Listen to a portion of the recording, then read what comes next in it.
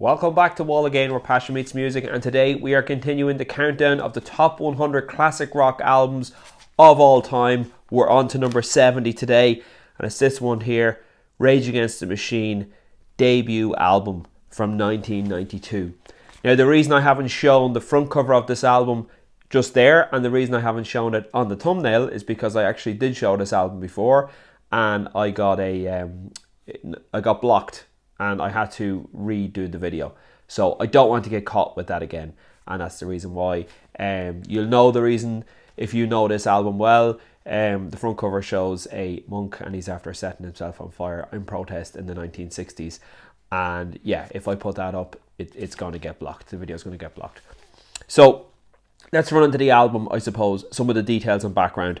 This was the debut album by Rage Against the Machine. It was produced recorded in 1992 in Los Angeles, California at Sound City Studios.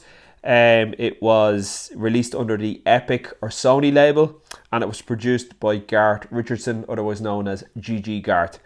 So for me, this album is absolutely groundbreaking. The production is fantastic.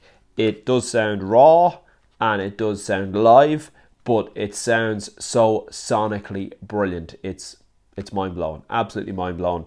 There's only 3 instruments used in the making of the album, and Rage Against the Machine are very clear about that. All sounds made by drums, bass and guitars.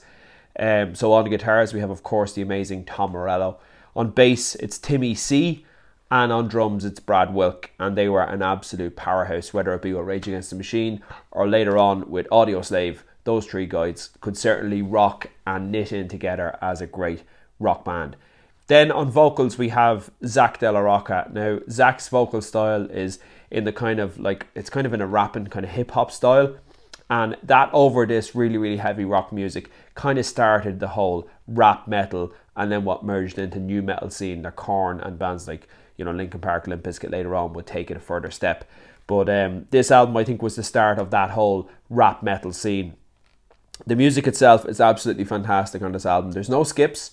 It's all killer, no filler, 10 songs, and every single one of them deserves to be on the album. Starts off with Bomb Track, which has an unbelievable riff, and it's really led by the bass, and then the guitar comes in as well, and the drums are just locking in there. This album has great groove from start to finish. Then it goes into Killing in the Name Of, which is one of the most well-known songs that Rage Against the Machine had ever produced.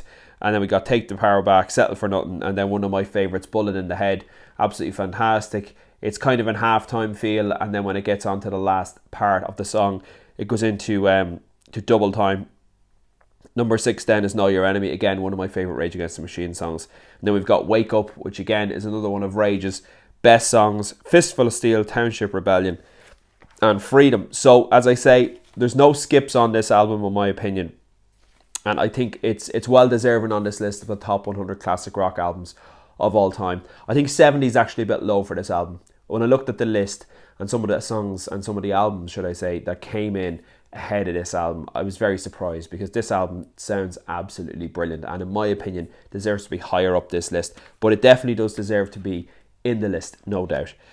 So there you go. It's a fantastic album. If you are a fan of Rage Against the Machine, you'll be well aware of this album. If you're not, you really should go check it out. If you're into heavy music, if you're into music that just sounds really huge, we're talking about bands like Black Sabbath here, but we're mixing in the heaviness of maybe Pantera or Metallica, and then of course like all that groove as well that's in there. They're absolutely fantastic band, and I would definitely recommend this album to anyone to check out if you're into heavy music.